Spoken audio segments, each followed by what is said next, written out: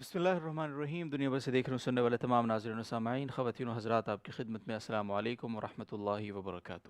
میں ہوں آپ کا میزبان محمد عبدالودود، اور آپ دیکھ رہے ہیں پروگرام آپ کے مسائل کا حل، جسے روزانہ شب 7 بجے آپ دیکھ رہے ہوتے ہیں جے ٹی آر میڈیا ہاؤس کے ڈیجیٹل پلیٹ فارمز پہ، چاہے وہ یوٹیوب چینل ہو ہمارا یا پھر فیس بک پیج۔ اور آپ کے سوالات کا جواب کچھ ہی دیر میں انشاءاللہ العزیز آپ تک پہنچے گا۔ آپ اپنے نئے سوالات ہمیں ضرور ارسال کیجیے۔ طریقہ بہت ہی آسان ہے، فیس بک پر آپ جائیں گے، ہمارا official Facebook page J T R media house visit کریں گے، وہیں پہ ہماری ٹرانسمیشن آپ کو ملے گی۔ اسی ٹرانسمیشن کے کمنٹس بار میں اپنا سوال لکھیں گے، نام اور علاقے کے نام کے ساتھ، اور جواب کا انتظار فرمائیں گے۔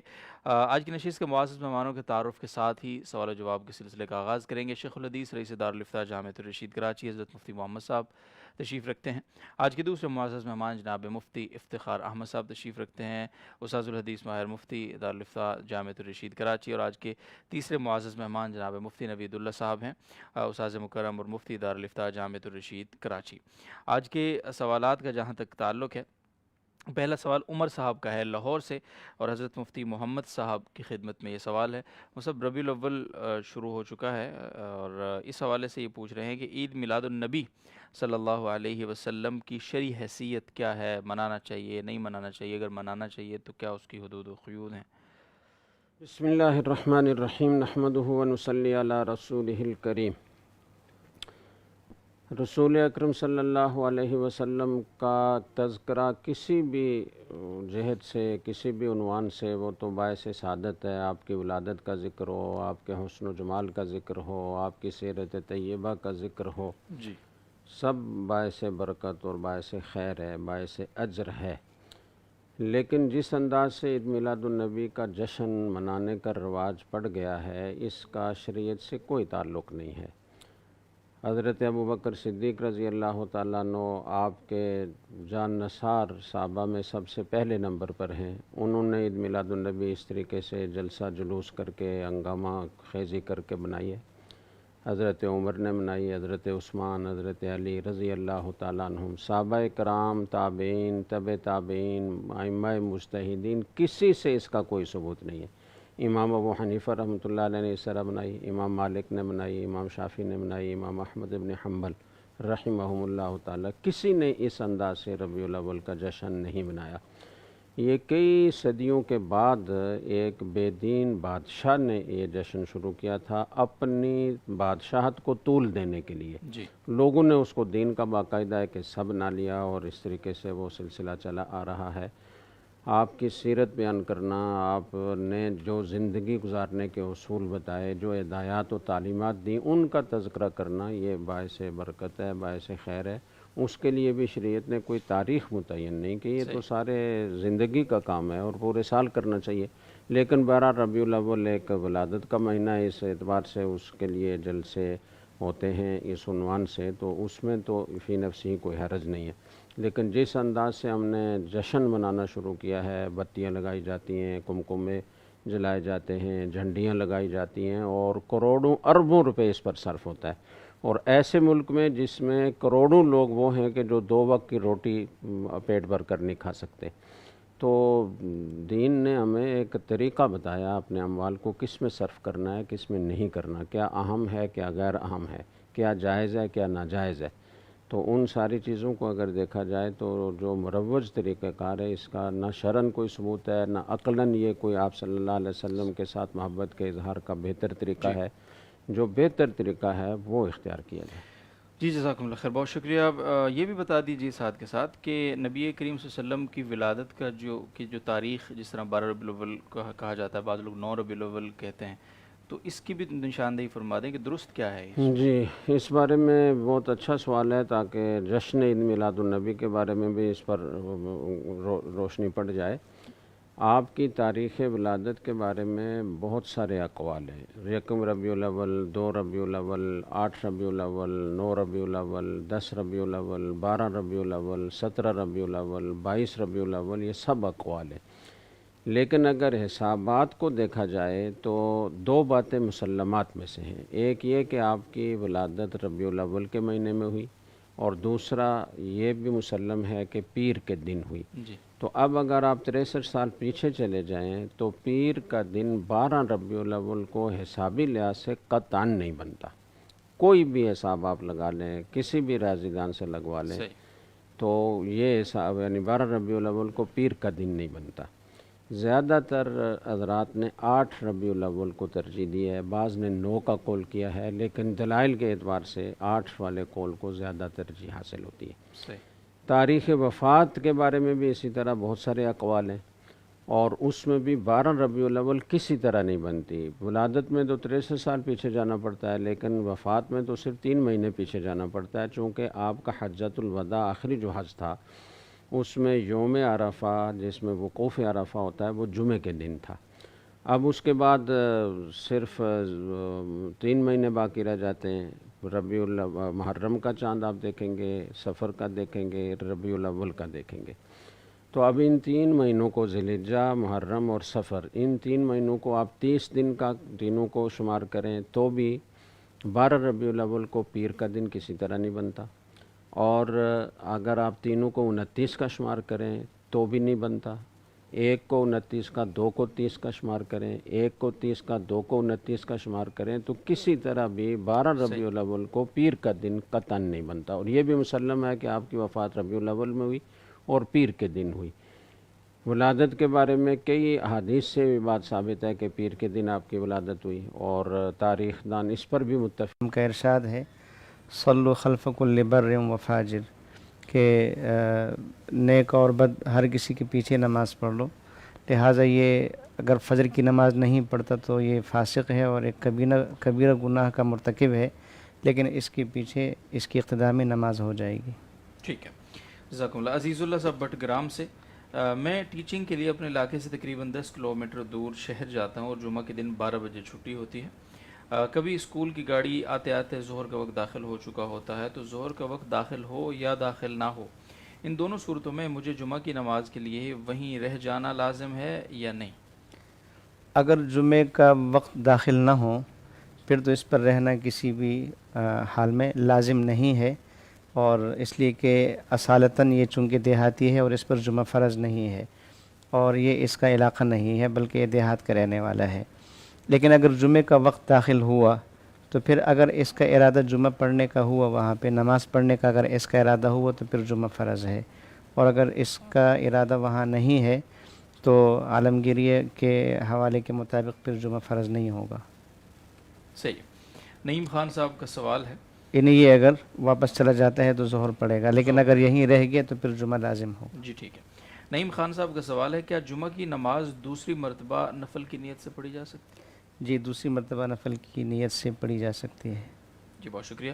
مفتی نوید اللہ صاحب تشریف رکھتے ہیں. محمد تسلیم اختر صاحب انڈیا سے پوچھ رہے ہیں، فجر کی چھوٹی ہوئی نماز اگر طلوع آفتاب کے بعد پڑھیں تو کیا اونچی آواز سے تلاوت کر سکیں گے؟ اس کی 2 صورتیں ہو سکتی ہے. اگر جماعت کے ساتھ قضا ہو تو ایسی صورت میں پھر تو جہراً قرات کریں گے، اور اگر انفرادی طور پر وہ پڑھ رہے تو پھر اس میں احتیاط والا قول، وہ بہتر قول یہی ہے کہ وہ سرًا قرات کرے گا. ٹھیک ہے، بہت شکریہ. مہر اللہ صاحب کا سوال ہے، ایک امام صاحب ہیں، ان کی زبان میں لکنت ہے، تو ایسے امام کے پیچھے نماز پڑھ سکتے ہیں؟ یہ دیکھنا ہے کہ لکنت کس درجے کی ہے. اگر وہ حروف کی ادائیگی کر رہا ہے اور قریب سے سماعت کرنے والے وہ یہ کہہ سکتے ہیں کہ حروف کی ادائیگی صحیح ہے، ہمیں صحیح سمجھ میں آ رہے ہیں، تو ایسی صورت میں تو اس کے پیچھے نمازیں پڑھنا درست ہے.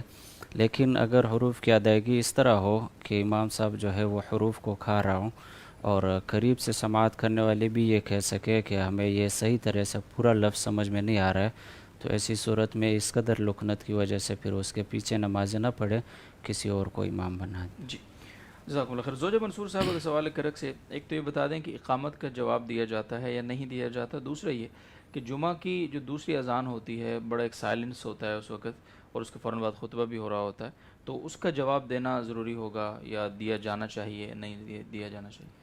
پہلا سوال ہے کہ اقامت کا جواب، تو اقامت کا جواب دینا چاہیے، اور یہ اقامت کا جواب دینا مستحب ہے. جی. اور دوسرا سوال یہ ہے کہ جب جمعے کی دوسری اذان ہو رہی ہو تو اس کا جواب جو ہے زبان سے نہیں دے سکتے، یعنی دینا درست ہی نہیں ہے، جائز نہیں ہے. ہاں البتہ دل میں اگر کوئی جواب دیتا ہے تو اس کی گنجائش. جزاک اللہ خیر. حضرت مفتی محمد صاحب کی خدمت میں سوال. نور محمد صاحب کا سعودی عرب سے. بیماری، پریشانی اور مصیبت آنے پر لوگوں کو بتایا جاتا ہے، کیا یہ بے صبری میں شمار ہوگا اور تقدیر پر راضی نہ ہونا کہلائے گا کہ لوگوں کو ہم بتائیں؟ دیکھیں یہ اس پر موقوف ہے کہ جن کو بتا رہا ہے وہ کون ہے اور جو بتانے کے پیچھے سوچ کار فرما ہے وہ کیا ہے. ٹھیک.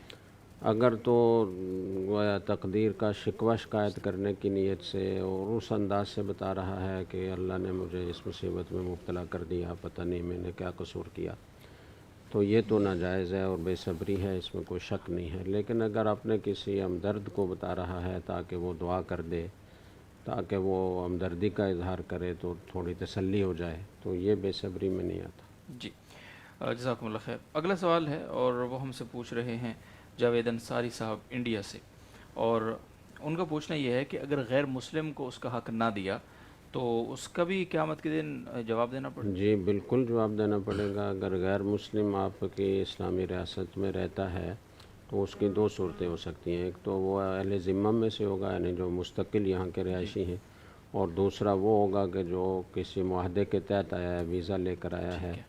تو ایسے غیر مسلموں کے عام شہری حقوق بالکل اسی طرح ہوتے ہیں جس طرح مسلمانوں کے ہوتے ہیں. صحیح.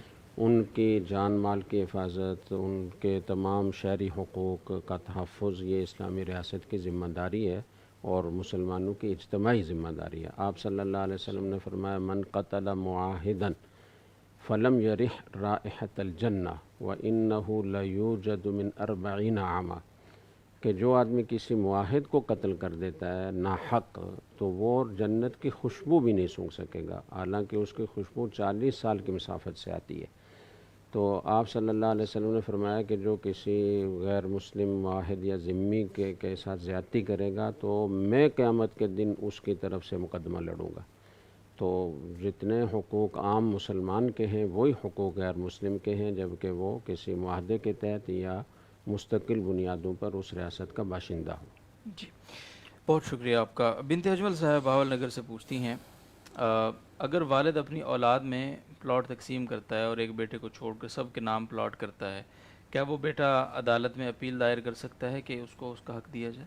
اگر بیٹا فرما بردار ہے اور والد نے اس کے ساتھ زیادتی کی ہے تو پھر وہ کر سکتا ہے. لیکن اگر بیٹا نافرمان ہے، گناہوں میں دولت اڑاتا ہے، والد کی اطاعت نہیں کرتا، بغاوت کرتا ہے، تو پھر والد کو حق ہے کہ وہ اپنی دولت ان بیٹوں میں تقسیم کرے جو اللہ کے نیک بندے ہیں اور اس کی اطاعت اور فرما برداری و خدمت کر رہے ہیں، تاکہ اس کی دولت ناجائز استعمال نہ ہو. تو ایسی صورت میں اس کو پھر عدالت جانے کا بھی حق نہیں ہے. ٹھیک ہے. ایک وہ طریقہ کار اس صورتحال میں اختیار کیا جاتا ہے، وہ لوگ اپنے بعض بچوں کو آگ کر دیتے ہیں اشتہار، تو اس کا یہ بتایا جاتا ہے کہ حیثیت نہیں ہے شرعاً. آگ کرنے کا مطلب تو یہ ہوتا ہے کہ یہ میری میراث سے میں نے اس کو ہمیشہ کے لیے محروم کر دیا اور یہ اس میں سے حصہ نہیں پا سکتا.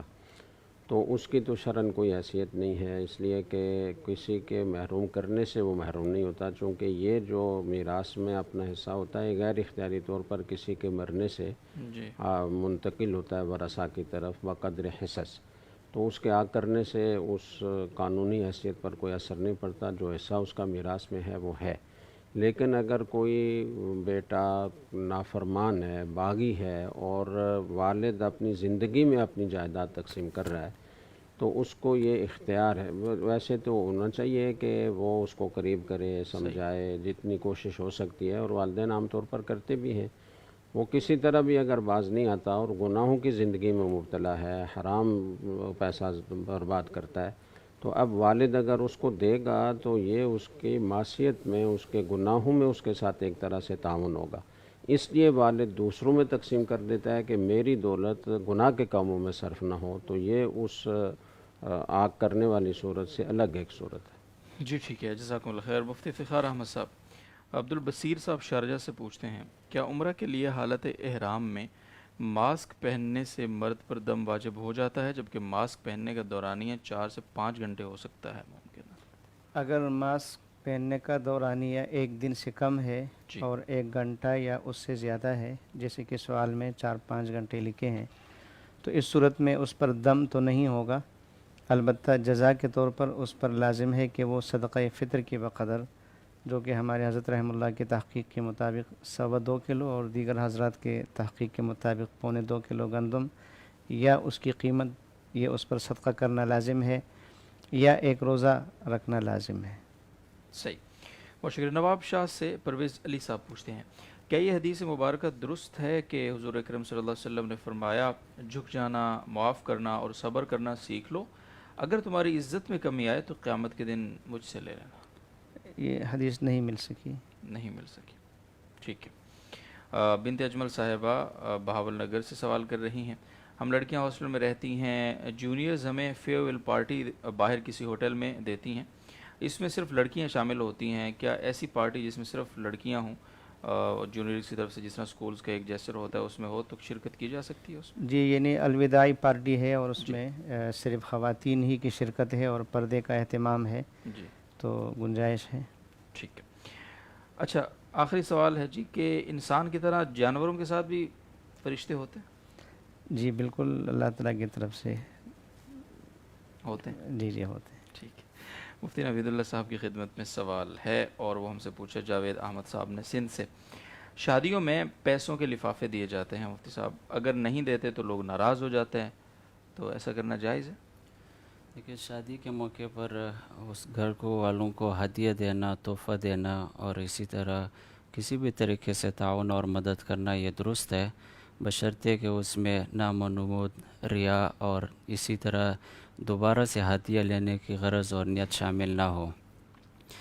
آج کل جو اس نیوتے کی رسم ہے اس میں کئی درجے کے مفاسد ہے، یہ اس طرح بن گئے کہ ہدیہ اور تحفہ نہیں ہے بلکہ ایک قرض کی صورت بن گئی کہ آج میں اتنی رقم دے رہا ہوں اور اس انتظار میں ہوں کہ کل وہ بھی اتنی رقم یا اس سے زیادہ رقم دیں گے، تو اس میں قرض بلا وجہ لینا یا قرض کی ادائیگی پر قادر ہونے کے باوجود اس کی ادائیگی نہ کرنا بلکہ کسی تقریب اور شادی کا انتظار کرنا، نام و نمود اور نمائش یہ الگ سے ہے، اور اسی طرح جو ہے اس میں یہ جو وہ ہے کہ لوگ یہ دے دیتے ہیں اور پھر زیادہ کی توقع رکھتے یا لوگ زیادہ دے دیتے ہیں، تو ایک طرح سے سود کا خدشہ بھی ہو جاتا ہے، اور خاص کر اگر قرض ہو پھر اضافہ ہے تو سود ہی ہوتا ہے، تو ان مفاسد کی وجہ سے اس طرح کرنا درست نہیں ہے اور اس سے بچنا لازم ہے۔ ٹھیک ہے۔ اعجاز خان صاحب پوچھتے ہیں، تجدید نکاح کی اگر نوبت آ جائے تو اس کا آسان سا طریقہ کیا ہے؟ جیسے عام نکاح ہوتا ہے، تجدید نکاح کا طریقہ بھی وہی ہے کہ خطبہ مسنونہ کے بعد دو آدمیوں کی موجودگی میں جو گواہ ہوں گے، عاقل بالغ اور مسلمان دو مرد ہو یا ایک مرد اور دو خواتین ہو، ان کی موجودگی میں اسی طرح ایجاب و قبول ہو، تو یہ تجدید نکاح کا طریقہ ہے۔ بہت شکریہ۔ زاہد شیخ صاحب کا سوال ہے انڈیا سے، کیا ہم کوئی کھیل اس شرط کے ساتھ کھیل سکتے ہیں کہ ہارنے والی ٹیم جیتنے والی ٹیم کو کھانا کھلائے گی، پیسے وغیرہ نہیں لگاتے، بس اس طرح؟ نہیں، اس طرح کرنا جائز نہیں ہے، یہ جوا ہے اور اس سے بچنا لازم ہے۔ ٹھیک ہے۔ کند کوٹ سے عبدالغفور صاحب کا سوال ہے، کیا اسکول میں اسلامیات کے سوال و جواب میں طلبہ اللہ پاک کا نام یا کوئی آیت یا حدیث بغیر وضو کے لکھ سکتے ہیں؟ کہ یہ تو تینوں چیزیں جو ہے متبرک چیزیں ہیں، لہٰذا ان کے لیے وضو کرنا تو بہتر ہے۔ جی، البتہ جو شرعی حکم وہ یہ ہے کہ یہ جو پہلی چیز ہے یعنی اللہ تعالیٰ کا نام لکھنا، اور آخری چیز یعنی حدیث، اس میں بغیر وضو لکھنے کی گنجائش ہے۔ قرآن پاک کی جو آیت ہے، اگر وہ مضمون کوئی اور لکھ رہا ہے، کہیں کہیں یہ آیت آ جاتی ہے، تو اس صورت میں یہ ہے کہ آیت کو ہاتھ نہ لگائیں، بقیہ صفحے کو ہاتھ لگا سکتے ہیں اور لکھ سکتے ہیں۔ صحیح، اور اگر فقط آیتیں ہی لکھنی ہے تو ایسی صورت میں پھر جس طرح آیتوں کو ہاتھ لگانا جائز نہیں، اسی طرح اس صفحے کو بھی ہاتھ لگانا جائز نہیں ہے، تو ایسی صورت میں یہ کر لے کہ کوئی ایسے رومال وغیرہ رکھے صفحے کے اوپر اور پھر آیتیں لکھنا شروع کریں۔ جی، جزاکم اللہ خیر۔ حضرت مفتی محمد صاحب کی خدمت میں مصطفیٰ صاحبہ کا سوال ہے ممبئی سے، کیا دادا کے ذمے فرض ہے کہ اپنے بیٹے کے انتقال کے بعد اپنے پوتے کے لیے کچھ حصہ وصیت کرے، اور اگر دادا نے وصیت نہ کی ہو اور چچا اور پھوپھی اسے کہیں کہ تیرا حصہ کچھ نہیں ہے اس میں، تو اس گھر سے اپنے بیوی بچوں اور اپنی ماں کو لے کر نکل جا تو اس گھر سے، تو کیا اس صورت میں چچا پھوپھی اور دادا سب گناہ گار ہوں گے؟ نیز کیا پوتا ان سے صلہ رحمی اور احسان کے تحت حصہ مانگ سکتا ہے؟ دیکھیں دادا کے ذمہ پوتے کے لیے وصیت کرنا، جب بیٹے کا دادا کی زندگی میں انتقال ہو گیا تو پوتے کے لیے وصیت کرنا لازم نہیں ہے، لیکن حالات اگر وہ یہ دیکھتا ہے کہ یہ بچے بیچارے پریشان ہو جائیں گے اور در بدر کی ٹھوکریں کھانے پر مجبور ہوں گے، تو اس کے لیے بہتر اور مستحب یہ ہے کہ وہ ان کے لیے وصیت کر جائے، لکھوا دے، گواہ بنا دے اس پر۔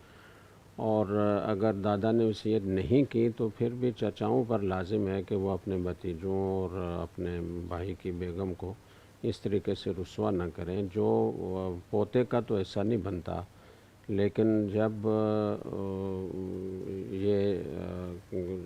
اس کے بیٹے کا انتقال ہوا تھا تو اس بیٹے کی جو جائیداد تھی، اگر تھی کوئی نقدی کی شکل میں جائیداد، پلاٹ زمین کی شکل میں، کسی بھی ایسٹ کی شکل میں، تو اس میں اس بیوی کا حصہ بھی تھا، تو وہ اس کو ملا یا نہیں ملا؟ اگر وہ نہیں ملا تو وہ اس کو دینا لازم ہے، اور اگر وہ ایسا اتنا بنتا ہے کہ ان کا جس گھر میں ان کی رہائش ہے یا ایک دو کمرے ہیں وہ اس کی میراث کے بقدر ہیں، تو پھر اس کو اس گھر سے نکالنا ٹھیک نہیں ہے، چچاؤں کو خیال رکھنا چاہیے۔ اور اگر ایسا نہیں بنتا اس کا تو بھی صلہ رحمی کا تقاضا یہ ہے کہ وہ آپ کے بھائی کی بیگم ہے یا آپ کے بھتیجے ہیں چھوٹے چھوٹے، تو ان کو سنبھالنا، ان کی کفالت کرنا یہ آپ کی ذمہ داری میں آتا ہے۔ صحیح، بہت بہت شکریہ۔ جہانگیر خان صاحب ملا کنڈ سے پوچھتے ہیں، ایک شخص جو کہ ضعیف العمر ہے، پیمپر وغیرہ استعمال کروایا جاتا ہے، انہیں گھر والے 24 گھنٹے بعد صفائی کرتے ہیں، اس صورت میں نماز کا کیا حکم ہوگا؟ ہر نماز کے لیے یہ صفائی ضروری تو نہیں؟